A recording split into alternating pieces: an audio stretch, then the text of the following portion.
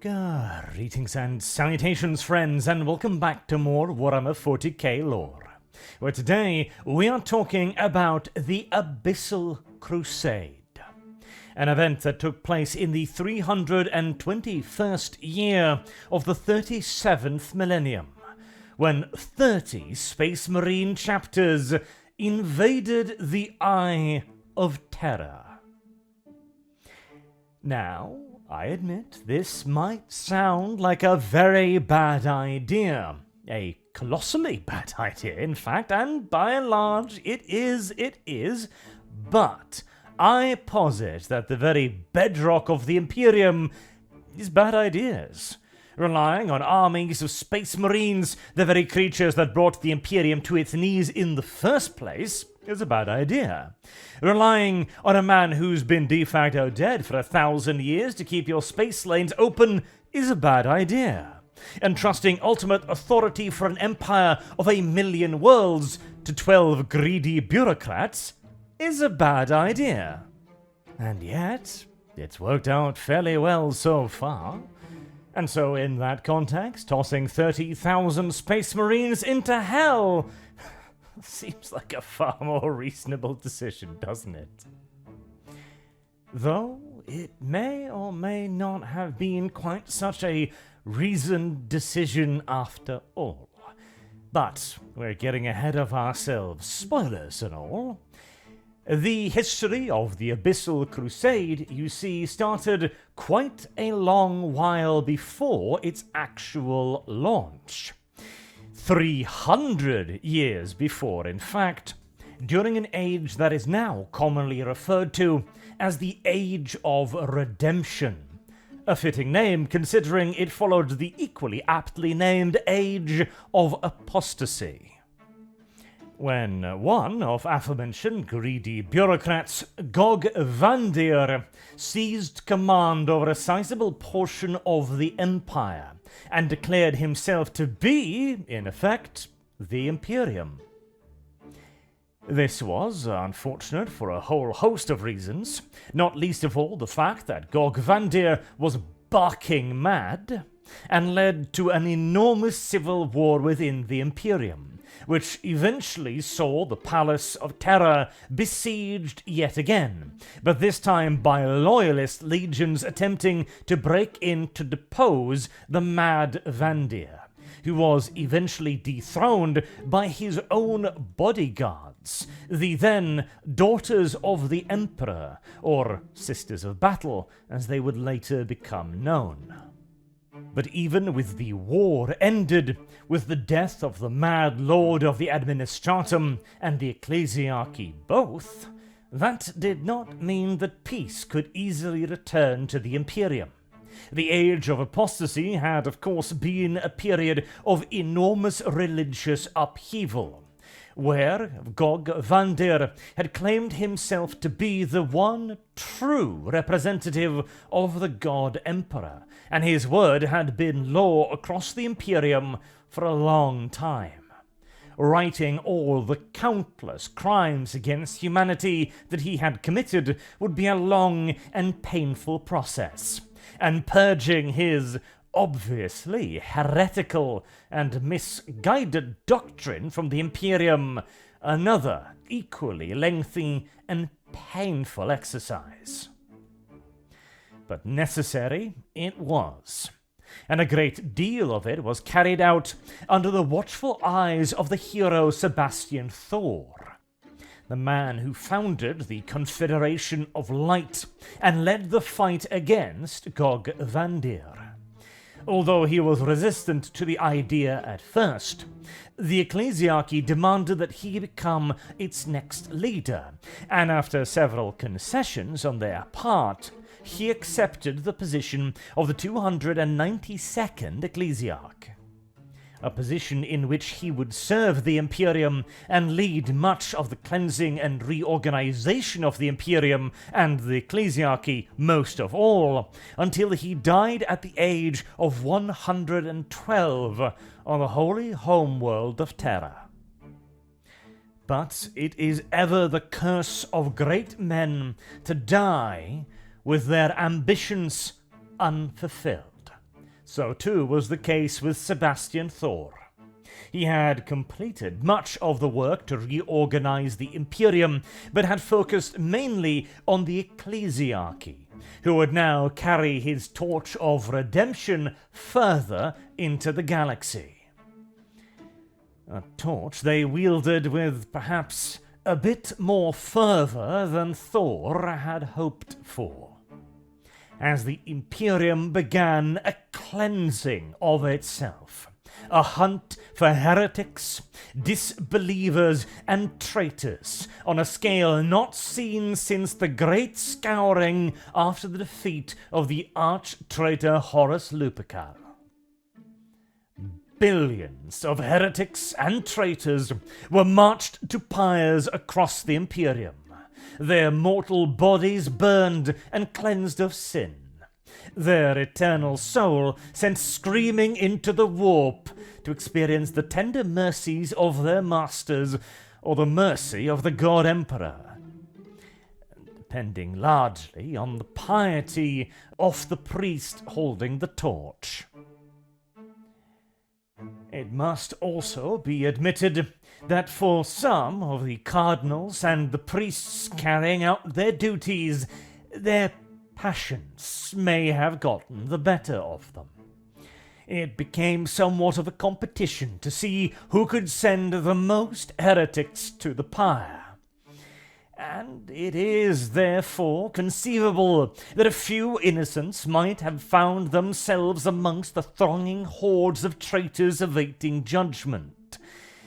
This is, as ever, tragic, of course, but it is also the cost of justice, and one of the most singularly devout of all the imperial cult's servants during this age was a man by the name of Basilius, later Saint Basilius, a title awarded to him for his unflinching, untiring pursuit of the disbeliever, the apostate, and the impure.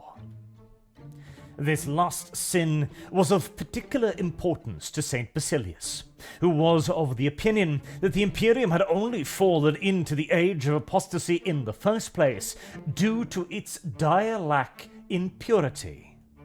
If all of its citizens had been good, honest, proper, emperor-faring folk, then a madman like Gog Vandir could never have risen to power in the first place. He would have been executed by those near him immediately, as they could not possibly tolerate his heresies. And so, to prevent such a disaster from ever happening again, impurities had to be rooted out. And as with the forging of a fine sword, it could only be achieved with heat and the hammer. Working closely with the Inquisition, Saint Basilius set up a special division of the ecclesiarchy known as the Puritas division. The task force fame grew quickly due to its swift and unerring judgment of those whose moral fibre was found wanting. It also imbued the average citizenry of the Imperium with a sense of duty to report any malicious behavior to the task force as quickly as possible. This civil spirit on occasion went a little bit far, and there were a great deal of reports of a dubious nature lodged. There were even a few uncovered cases where unscrupulous individuals attempted to use the task force to get rid of people they disapproved of, people whom they owed money, people whom they simply disliked, or troublesome neighbours. But this too is the cost of justice. Better that a few innocents be inconvenienced than to allow a single heretic to besmirch the God Emperor's realm. And the Puritas division brought results. Countless covens of chaos cultists were uncovered, conspiracies brought to light, and the faith of the people greatly reinforced. But much of this good work was undone almost overnight, as a cataclysmic series of massive warp storms began to spread across Imperial space. This titanic phenomenon was dubbed Warp Storm Dionis, and it had shrouded several dozen star systems, plunging hundreds of billions of Imperial citizens into darkness, and the taint of mutation, chaos, corruption, and heresy shot through the roof. Even after all these centuries of dedicated effort, the Imperium was still clearly a frail thing that needed the ecclesiarchy more than ever. In fact, it was time to step up proceedings, as not only had the warp storm endangered the lives of the civilian populace, of the soldiery of the Imperial Guard, and those who ruled over them all, the nobility and the governorship of planets, it had also blanketed star systems occupied and used for active recruitment by the forces of the adeptus astartes. The mighty Space Marines had been firm allies of Saint Basilius. They had actively partaken in his Puritas divisions to enforce his rulings and to bring justice to worlds that were, in their misguided efforts to hide their failings, resisting the ecclesiarchy's attentions. The saint himself was said to have had considerable respect and fondness for the God Emperor's avenging angels, but he could not allow this fact to cloud his judgment. With over 100 chapters affected, each and every one of them needed to be carefully and deliberately investigated for even the slightest hint of taint. The Space Marines, for all their glory, had nearly destroyed the Imperium once, and it could not be allowed to happen again. And such was the fame and gravitas of Saint Basilius that within a single year, all 100 chapters affected had agreed to meet in convocation with the ecclesiarchy and the Inquisition to determine if any one of them had been tainted. This alone was a remarkable thing, as normally, of course, the God Emperor's favoured servants guard their independence and their privileged protection against scrutiny dearly. But such was the respect that all of them held the saint in, that none dared question his judgment. The investigation of the chapters was no doubt a lengthy affair. It would have taken years and years to properly investigate each and every chapter, to comb through their records of service, to investigate their gene seed, to test the population of their planets, to make sure that the taint could not sneak in via the recruitment pool. Even the chapter's ancient traditions and their oft secretive rituals needed to be laid bare before the conclave. Never before had so many adeptus astartes been placed under such close scrutiny by outsiders. And at the end of proceedings, Basilius could, with great pleasure, announce that the overwhelming majority of the Space Marine chapters had fully withstood all potential chaos influence imparted upon them. But out of the hundreds of chapters tested, there were a few that Basilius determined to be at risk. No overt evidence of outright corruption was uncovered, but the saint believed that their spirits were flagging, that their armor of contempt might be rusting, and that thus they, by their very existence, could potentially prove to be a threat to the Imperium. Perhaps not now, perhaps not in the next generations of Space Marines, but given enough time, a weakness of the spirit will always fester and grow into a weakness of the body. These chapters had to be purified. There were ideas as to how this could be achieved. Some of the more radical-minded inquisitors had already come up with quite a few, and there were ample space marines gathered to ensure that their more strident sanctions could be carried out effectively. But the representatives and chapter masters of those chapters who had been deemed less than perfect came together and requested, nay, demanded to be allowed to purify themselves in the element they knew best: battle and war. It was generally expected that the saint would reject this request, no matter how stridently it was demanded, for the simple reason that if these chapters truly were compromised, allowing them to leave now from this place, where they could potentially be subdued, would see them at liberty in the Imperium.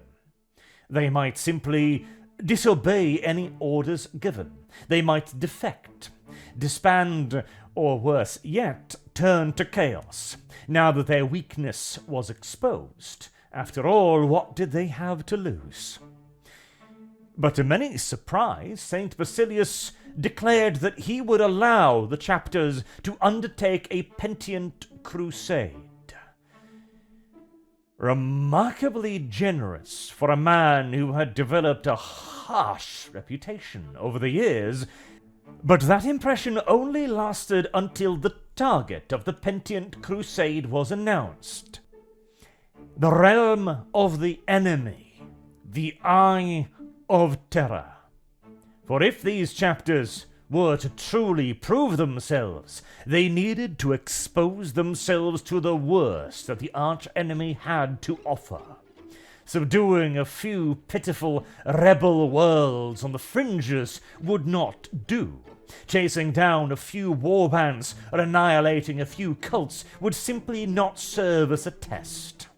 To plunge into the Eye of Terror, however, to bring the Emperor's light to its dank and darkened depths, that would be an achievement worthy of that rarest of resource within the Imperium: forgiveness.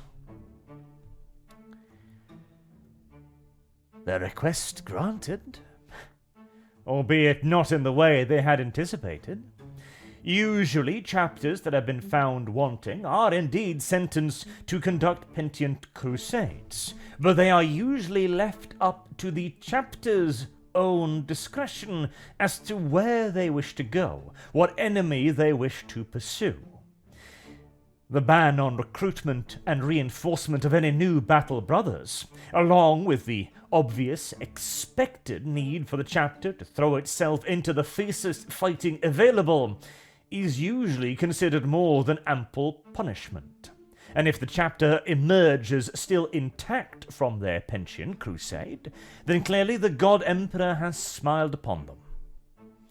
But this task was of an order of magnitude greater than any of the chapter masters had possibly, conceivably imagined.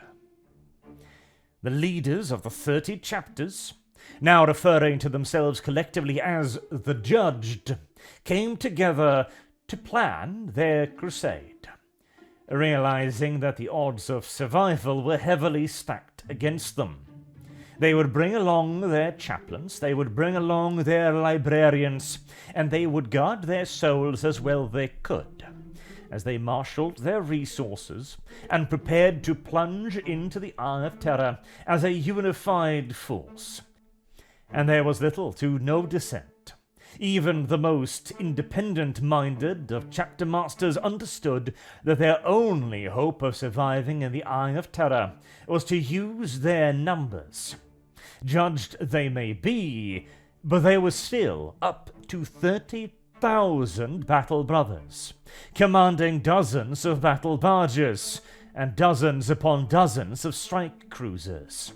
This was a formation the sheer might and power of which had rarely been matched even since the days of the Horus heresy. And hey, if one is forced to invade hell, it's better to bring along a lot of friends. One might even imagine that a few amongst the gathered dignitaries might even almost relish the opportunity.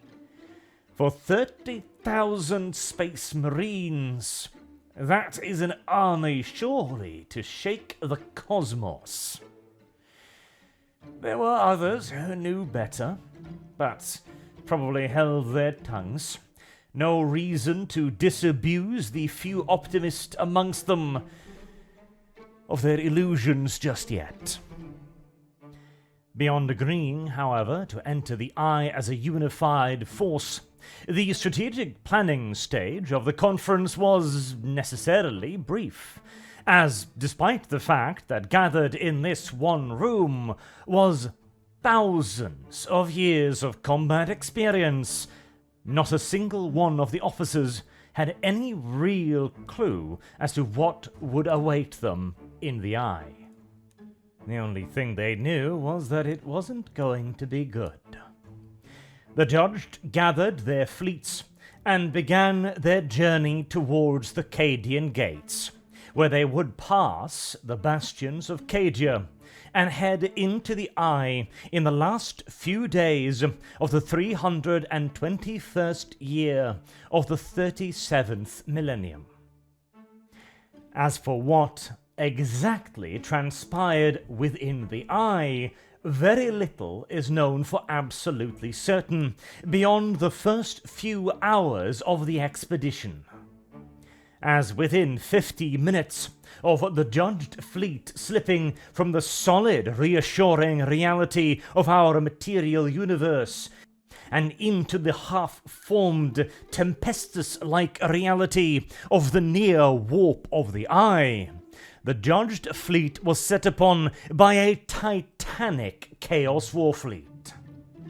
Outnumbered 100 to 1, the Judged elected to stick to the original plan and attempted to engage this monster of the warp together. The first of many brave and honourable decisions that in any just universe would have seen them stave off the threat and emerged victorious. But this is not one of those universes. The naval engagement that followed would not have shamed any of the major battles in the Horus heresy. The Judged fleet cut deeply into the seemingly endless tide of Chaos warships and destroyed them by the dozens and the hundreds and the thousands, but always there were more ready to take the place of those whose keels had been broken and shattered. And slowly but surely, Astartes' warships began to bleed and break as well.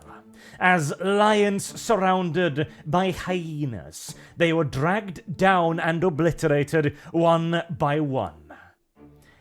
Entire chapters of Space Marines eradicated in solar hours. And yet still the Judged kept fighting, continued to resist in the hope that finally the Chaos Fleet might break.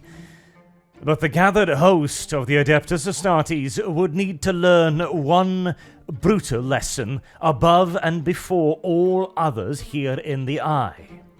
Namely, that they were no longer the predators, they were the prey. With that demoralizing lesson finally beginning to sink in, groups of ships and chapters began to break away from the fight. Tactical retreats at first, that through sheer simple brutal necessity would transform into headlong flight. As 30 chapters of the God Emperor's invincible Astartes were broken and scattered. With no way out, and no home to return to even if they could escape, these groupings, often several chapters strong, simply decided to do what they had come to do, and started burning the worlds of the Eye. So long as their supply of virus warheads and titanic melter planet crackers lasted, they would simply destroy the worlds they came across. One small mercy at least was that the astartes need not worry about any innocents here, not within the eye. They could crack open worlds without the slightest bit of hesitation whatsoever, reassured entirely that they were doing the God Emperor's work free of all complications. I imagine even that this would have restored a great deal of flagging morale, as the Astartes chapters could be seen to be doing real damage, real work. Recruiting worlds would burn, enormous agricultural worlds growing entire continents worth of vile Xenos slop was put to the torch. Entire Dark Mechanicus Forge worlds twisted and ruined. Quintillions of tons of men, materiel, war machines, resources, and industrial capacity was utterly annihilated. Yet still, just like with the war fleet, there was simply no end of targets. A planet was cracked open, left to bleed out its magma into the cold cosmos. Incalculable quantities of damage done, and yet, a week's warp travel away, another world, equally destroyed, and another world, and another, until there were no more magma warheads left, until there were no more virus bombs, until the Astartes had to rubble and ruin the planets the good old-fashioned way. They took on legions of traitor space marines, dispatched billions of traitor mortal soldiers, crushed cults whose empires spanned the ghoulish undead stars of the half in the Imperium, and yet again every time another cluster of worlds, another heretical empire lay waiting just on the horizon, turning every sweet morsel of victory to bitter ash in their superhuman mouths. Small wonder some amongst them grew disillusioned. Small wonder some saw their task as hopeless. Small wonder some viewed their task as a betrayal. Small wonder some of them started to turn. As far as the rest of the Imperium was concerned, the crusade had clearly not been a success, as they would no doubt have picked up augur readings of the enormous conflict that had occurred just as the fleet entered the Eye. Most would probably assume that that was the end of it right there.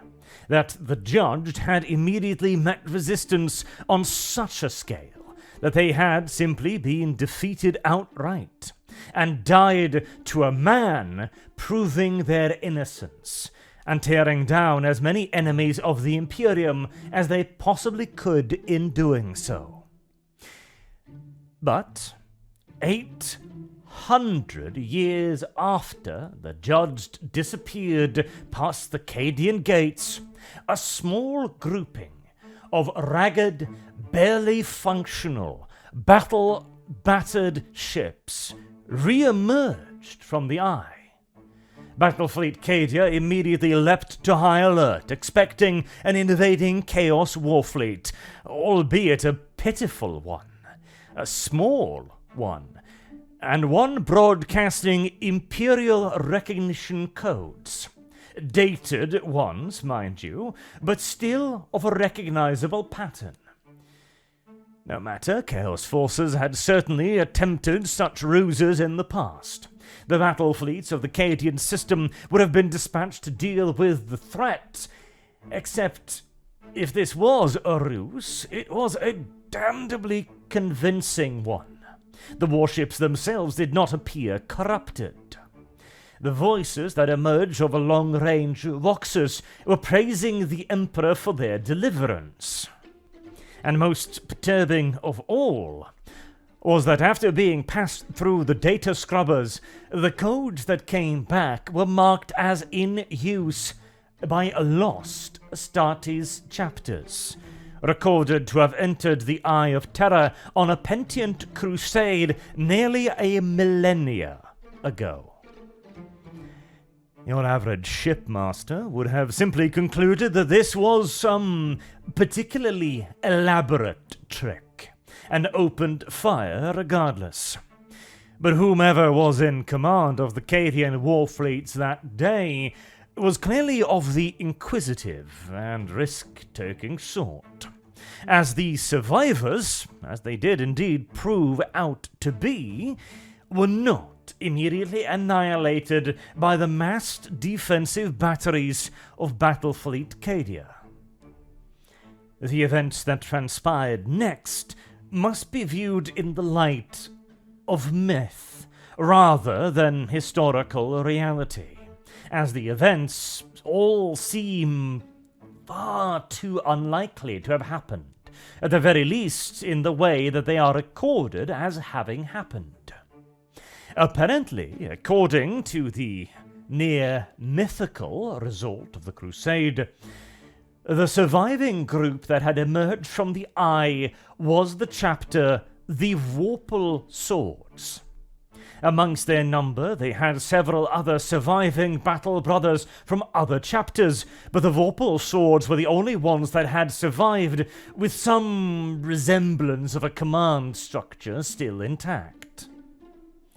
They delivered at least a partial debrief of their actions within the Eye over the last 800 years. They claimed to have destroyed well over 400 Chaos planets. And those would have been only the ones the Vorpal Swords, or those survivors amongst their numbers, would have known of. The real number is likely to be significantly higher even than that. A level of destruction nearly unparalleled in the Imperium's long and war-torn history. The Vorpal Swords, however, carried with them a far greater bombshell than that. They had somehow found within the depths and darkness of the Eye irrefutable evidence that the very man who had dispatched them on their penitent crusade, Saint Basilius, was an agent of chaos. Absolute blasphemy, and nothing short of it, surely. Saint Basilius was now a well-recognized and beloved imperial saint. Countless worlds had created shrines in his honor. His achievements during the Age of Redemption were famous far and wide across the Imperium. The man was the epitome of virtue and purity, a byword for the good and honest imperial servant. His efforts had genuinely led to an age of reclamation and reformation within the Imperium, and yet, within a single year, this evidence was so overwhelming that not only was Saint Basilius decanonized, but every trace of his existence was wiped from the Imperium, as the Inquisition enacted an edict of obliteration upon his name, his legacy, and his history. Every shrine, no matter how small, from the greatest basilica to the tiniest personal devotions, would be eradicated. Every crypt, every artifact, every mention of his name in book or prayer or record was to be expunged. Saint Basilius himself, his bones long revered, would be packed aboard bulk freighters along with his devotees and sent into a sun. This is, of course, not an unheard of course of events and actions. Others have been placed under the ultimate sanction of the Edict of Obliteration before, But for this to happen within a single year is incredible. And some tall tales would even have you believe that Saint Basilius was still alive as the Vorpal swords re-emerged into the material universe, and that the swords and the other survivors then stormed Basilius's palace, killing him personally and packing his remains aboard the ship to be sent into the sun. That would have made him 900 years old, nearly a standard millennium at that point, an age far beyond any mortal servant of the Imperium, and one sure to bring some notice to him. The course of events are simply too unbelievable to be considered quite canon, at least by this Inquisitor's standards.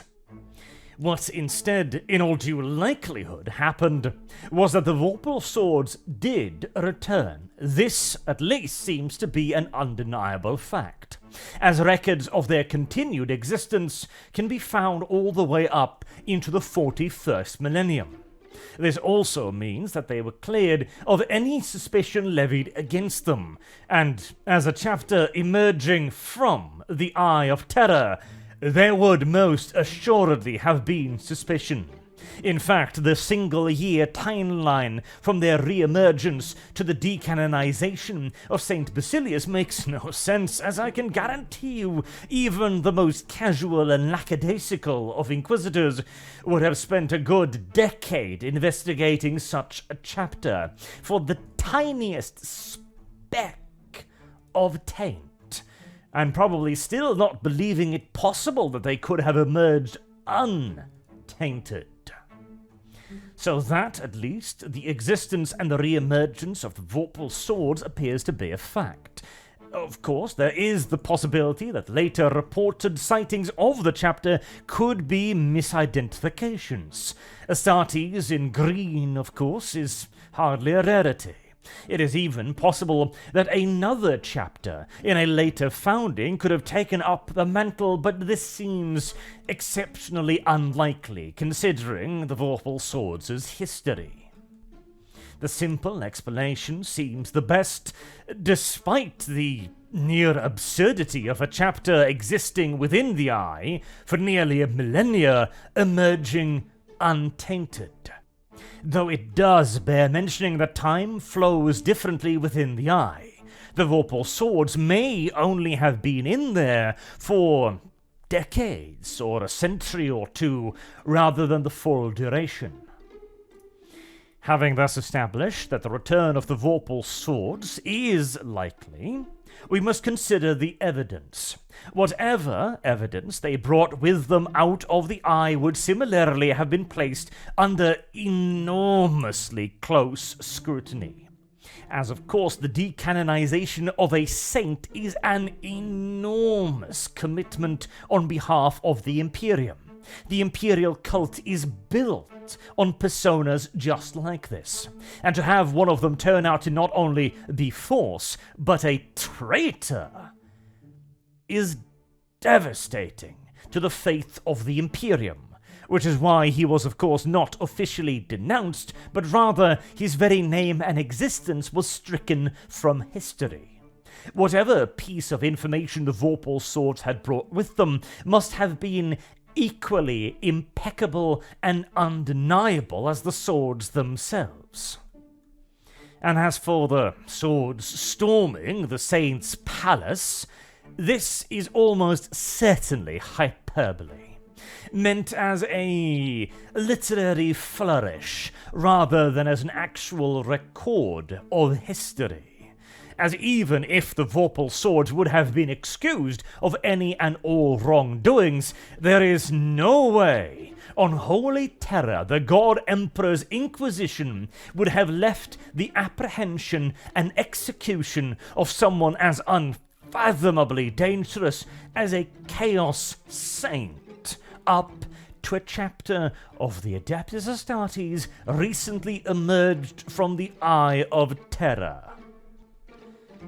And I suppose we should also entertain the notion that St. Basilius was not a tool of chaos. The Vorpal swords may have been lied to. They may simply have been tricked. Hardly an unusual thing for demons to attempt. And potentially destroying an Imperial saint. Ooh, that would be the cherry on top of their victory against the judged chapters, wouldn't it? Even more so if the blow could be delivered by an ostensibly loyal chapter. And there is reasons to believe that Basilius may not have been guilty. The man did genuinely do the Imperium a tremendous amount of good.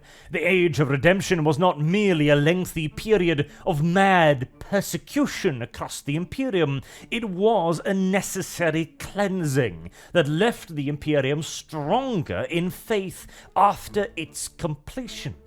There were genuinely an epidemic of mutants, of chaos cultists and heretics dwelling and gnawing away at the roots of the Imperium. Now, of course, Basilius was hardly solely responsible for this. He was but one small cog in an enormous machine. But his achievements are a matter of record. Or were, I suppose. Simultaneously, however, there is plentiful reason to think that maybe, just maybe, he was a chaos agent as well. He certainly hid it incredibly well, but he did pull off one enormous coup. Dispatching 30 chapters into the Eye would have deprived the Imperium of an enormous strength. 30,000 Space Marines sacrificed to the Dark Gods. Well, that might bring the immortality he was alleged to have possessed in a reward for such a great service, and no doubt about it. Furthermore, there was the matter of the Chaos Warfleet seemingly waiting for the judged. Not to mention the enormous resource potential of 30,000 Space Marine chapters. Not in terms of war gear or weaponry or equipment or even simply their ships, which would have been unfathomably valuable prices in and of themselves, but in the astartes' most prized possession, gene seed. 30,000 Space Marines worth of gene seed, along with any stored in vaults aboard their ships. Now, one would expect them to have given over their reserves to the Inquisition's safekeeping, but one never knows with the astartes, as they do tend to be rather independent-minded. Such a bounty would be of incalculable worth to chaos, as it would birth thousands upon thousands of new Chaos Space Marines. And with access to uncorrupted gene seed, they could continue to grow their own for an extended period before Chaos inevitably withered it and rendered it unusable. Not to mention, of course, that whilst the Vorpal swords had emerged intact, along with a fair few allies, they could also report that out of the 30 chapters that had entered the Eye, 2 could unequivocally be confirmed as destroyed, the Chorus of Eltane and the Prophets of Mercury.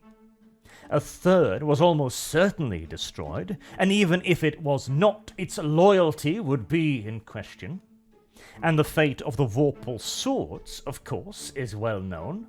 But the 26 other chapters had all turned, to one degree or another, to chaos. Of course, they would all have been heavily battered and much reduced, each one numbering no more than 100 or so Space Marines. But that still meant that 26 new Chaos warbands had been formed due to Basilius's actions. This was true regardless of his guilt, or the reality of him being or not being Chaos Puppet. And this may very well have been reason enough in and of itself for the Inquisition to declare the Edict of Obliteration upon him, as it would have been a rather black mark on the history of an Imperial Saint for him to have created more Chaos Warbands than nearly any other event or single person in the history of the Imperium.